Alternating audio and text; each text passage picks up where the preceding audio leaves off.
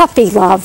Who can resist a puppy? They're so cute and cuddly. Well, Chuck Stell is here from Elite K911 to tell us that we actually should resist cuddling a puppy, at least too much.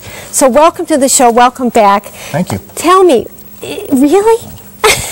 I know, it's hard. It's hard to resist that puppy in the window and all that affection. Well, I know, but you have to regulate how much affection you give. Well, what happens if you're like you don't do that? Well, a couple things can happen. You can have separation anxiety, which is destructive behavior, self-destructive and destructive of property, because you built such a strong, affectionate bond with the dog. Okay. You also become a submissive pack member. Dogs are going to put you in two categories, either dominant or submissive. And if you give lots and lots of affection, then you become more submissive. Oh, and so your dog will walk all over you. You give the best information. Seriously, I learn stuff every time you come on. Now, let me introduce everybody. This is China. Everybody saw China in the beginning of the show. This is Dakota. Correct. So now Dakota is a chocolate lab. Chocolate lab. And it's a client's dog of ours that we've had her in board and train. Okay. And she's done very well. Welcome to the show. And then this is Britain, our human. And she's hi there. one of our trainers. Yeah, I didn't mean to ignore you. And of course, this is China. What kind of dog is China? Is an American Staffordshire Terrier. Okay. Beautiful coloring. She's cute. So now, this is a commitment. When you get a puppy, because, you know, Rosie, we've had Rosie on the show. Yep. It's like having a baby. It is.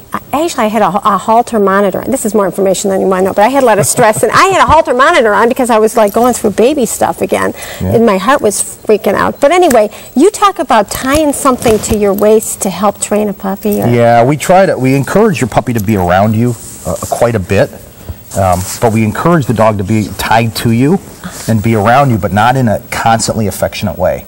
We want the dog to be bonded with you and understand that you're the leader, and wherever that you go, the dog should go when it's appropriate. Okay. So when you have a puppy of this age, I recommend two places for this dog, either right next to you or in its crate. And those are the two places that it should be, aside from playing and exercise and things like that. But when the dog is tied to me, I'm not always giving it affection. Okay. It's just tied to me, and it learns to be around me. It learns the value of having the alpha pack member there. I see. Okay. So in an 8-hour period or 16-hour period, how much time do you think you need to tie the dog to yourself? It depends. It depends on your schedule. I mean, if you're a working person, then when you come home from work and you're making dinner, that would be a good time to tie the dog to you and teach the dog to kind of be around you.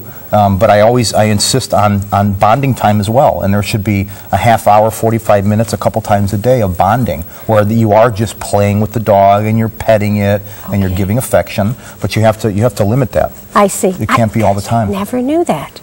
So what if you have an older dog who really hasn't learned this and does have separation anxiety, but you didn't know that you were creating that? How do you reverse? Is it possible to reverse? It is possible to reverse. It takes a little bit of time. It depends on how long the dog's had it, how severe it is.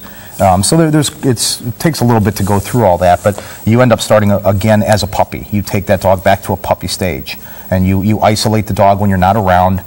You isolate the dog when you are around, and you put it in a crate for maybe 10 or 15 minutes and leave it there and ignore it. Ignore all the crying, ignoring all the bad behavior. That's so hard. It's very difficult, but you have to teach the dog to be calm when you're not around. I see. So this is like having a baby that cries at night. And, some doctors will say, let the baby cry.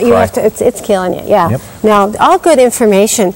So if you have a puppy or you're about to get a puppy, I highly recommend that you give Chuck a call, and you can get a hold of him at 440-666-0749, or go onto your website, which is EliteK911.com.